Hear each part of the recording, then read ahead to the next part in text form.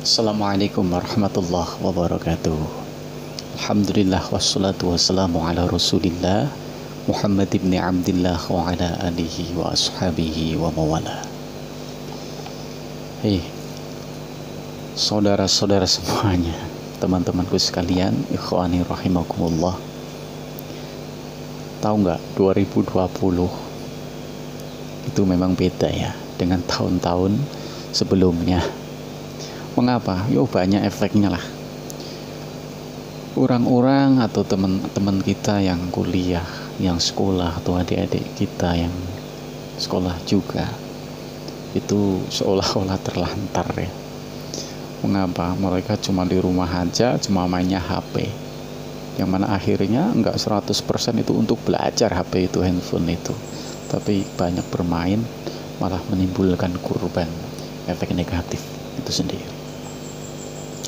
Selain itu, teman-teman kita atau saudara kita yang bekerja itu juga mendapatkan efek daripada pandemi COVID-19 ini. Ya, ada yang di PHK, dipecat, intinya penghasilannya melemah, ekonomi menurun, ya. Maka dari itu pesan saya, ya mari pertebal iman kita, ya. Pandai-pandai mencari hikmah di balik musibah atau pandemi ini. Maka dari itu ada satu hal yang perlu saya sampaikan. Intinya kita semua jangan sampai merasa fakir, jangan sampai merasa miskin. Hati kita paling tidak harus kaya. Ketika kita tidak kaya harta, maka hendaklah kita juga kaya hati. Masalahnya naik hati kurang kuat, ya, menghadapi kefakiran, kemiskinan, ekonomi, maka bahaya sekali. Bisa saja apa yang kita punya itu digadaikan. Kalau kita hanya menggadaikan sepeda motor, menggadaikan BPKB mobil, itu tidak masalah ya.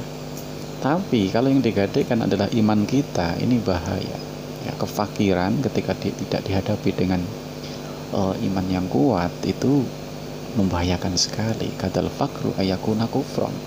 Maka bisa jadi kefakiran itu bisa mengantarkan kita menjadi kufur. Na'udzubillahi min dzalik. Maka dari itu pada kesempatan kali ini akan saya sampaikan resep sugih lagi ya. Resep sugih atau pintu kebahagiaan dari Sayyid Muhammad bin Ali Al-Maliki, gurunya guru kita ya. Beliau tentu saja muaranya dari Rasulullah Shallallahu Alaihi Wasallam. Resep urip kecukupan, resep urip bahagia, resep urip sugih. Ya, sapa sing ora karep sugih? Kabeh wong jane ya karep sugih, cuma kadang-kadang wis kadung melarat ya wis disyukuri bae, wis kadung melarat ya nerima ing pandum. Selama kita masih hidup sebenarnya kita diberikan kesempatan untuk berikhtiar. Namun selain ikhtiar atau usaha, kita juga jangan lupa untuk berdoa ya. Mungkin ya apapun usahamu ya, apapun usaha kalian semuanya, barangkali itu bisa jadi kamu merasa usaha ini tidak prospek, usaha ini tidak menghasilkan apa-apa. Maka dari itu jangan sambat. Ketika hati kita dekat kepada Allah, maka itu akan menjadi mudah. Apapun usahanya sebenarnya nggak masalah, yang penting halal ya. Anda yang baru di PHK dari perusahaan, jangan kecil hati, jangan minder, jangan pesimis ya, terus berusaha. Di rumah juga banyak kerjaan yang bisa menghasilkan uang ya.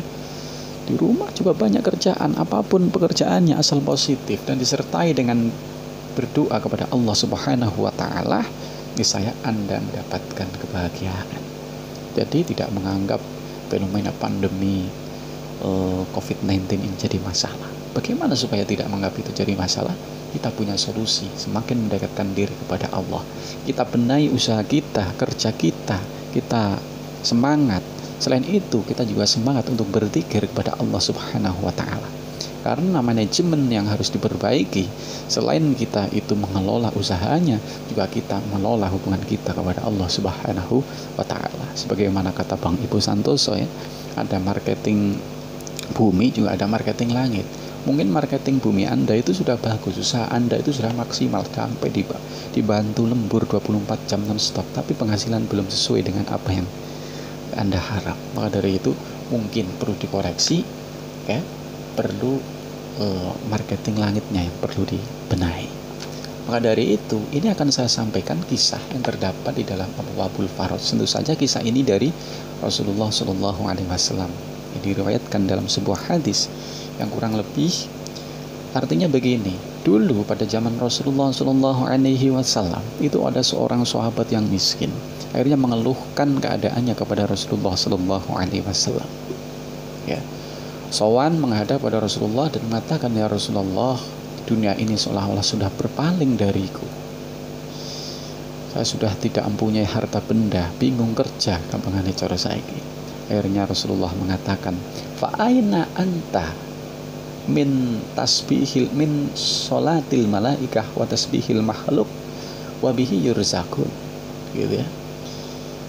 Duh, sampean itu di mana ketika malaikat pada bersolawat dan para penduduk bumi ini, penghuni semesta alam ini bertasbih, padahal mereka dengan tasbih itu diberi rizki oleh Allah Subhanahu wa Ta'ala. Sekarang begini, Anda ketika telah terbit fajar, maka bacalah subhanallahil azim, subhanallah wa bihamdih, astaghfirullahal azim sebanyak 100 kali. Akhirnya setelah laki-laki tadi mendapatkan resep dari Rasulullah SAW, laki-laki tersebut pulang dan diamalkan. Beberapa hari kemudian laki-laki tersebut datang sowan lagi kepada Rasulullah SAW dan mengatakan begini, ya Rasulullah, laqad aqbalat alayya dunya fama adri aina adawha. Wahai Rasulullah, dunia itu telah menghadapku, ya, dan saya itu tidak tahu harus di mana lagi saya menaruh harta benda atau dunia materi yang saya dapatkan dari kerja selama ini atas resep yang telah Engkau berikan. Niki luar biasa, supaya Anda lebih mantap, ya, biar Anda bisa menerjemahkan sendiri, biar Anda lebih yakin kalau ini dari Rasulullah Shallallahu Alaihi Wasallam, akan saya bacakan. Nanti bila mana Anda masih kurang mantap lagi, silakan buka kitab Abwaabul Faraj halaman 50 terbitan Hay'ah Shofah Malikiyah. Oke, akan saya bacakan ya. Ani bin Umar anna rajulan qala, diceritakan dari Ibnu Umar bahwasanya ada laki-laki berkata, ya Rasulullah, inna dunya adbarat anni wa tawallat. Sesungguhnya dunia itu telah berpaling dariku dan menjauh dariku. Akhirnya Rasulullah mengatakan kepada laki-laki tersebut, qala lahu fa aina anta, di mana Anda? Min sholatil malaikah, dari sholawatnya malaikat, wa tasbihil khalaik, dan tasbihnya para makhluk, wa bihi yurzakun, yang mana dengan tasbih tersebut para makhluk itu diberi rizki.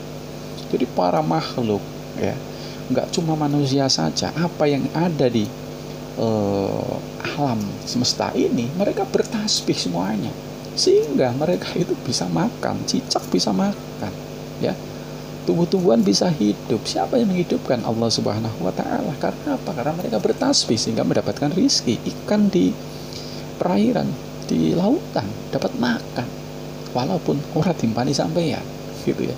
Wabihi yurzakun. Sehingga Rasulullah mengatakan, qul inda tulu'il fajri subhanallah wa bihamdi subhanallahil azim. Sekarang bacalah saat sudah terbit fajar, membaca subhanallah wa bihamdi subhanallahil azim, astaghfirullah. Membacanya berapa kali? Mi'ata marrah, 100 kali. Ta'tika dunya shahirah, maka dunia itu akan menghampirimu dengan mudah, ya. Bahkan Anda akan dikejar-kejar oleh dunia. Hawalla rajul famakasa, kemudian laki-laki tersebut pulang dan mengamalkan, ya. Setelah beberapa hari kemudian, summa ada faqala ya Rasulullah, wahai Rasulullah, laki-laki tersebut menghadap Rasulullah lagi, ya. matur lagi pada Rasulullah, ya Rasulullah, laqad aqbalat alayya dunya. Dunia itu telah menghampiriku. Bahkan sekarang saya itu bingung, fama adri, saya tidak tahu aina adauha, di mana saya harus meletakkan dunia tersebut. Hasil daripada kerjanya, kemudian mau berzikir, bertasbih ini sebagaimana yang dipesankan oleh Rasulullah, subhanallah wa bihamdih, subhanallahil azim, astaghfirullah, sebanyak 100 kali. Ya, hartanya intinya membludak. Mungkin ini yang diinginkan oleh Anda, sehingga Anda cocok sekali mengamalkan amalan yang diresepkan oleh Sayyid Muhammad bin Ali Al-Maliki, beliau dari hadis Rasulullah SAW. Oke, saya juga akan mengamalkan, ya. Tolong kabar-kabar bila mana Anda sudah sukses. Terima kasih, selamat mengamalkan, dan untuk meyakinkan kembali silahkan cross check dalam kitab ini. Assalamualaikum warahmatullahi wabarakatuh.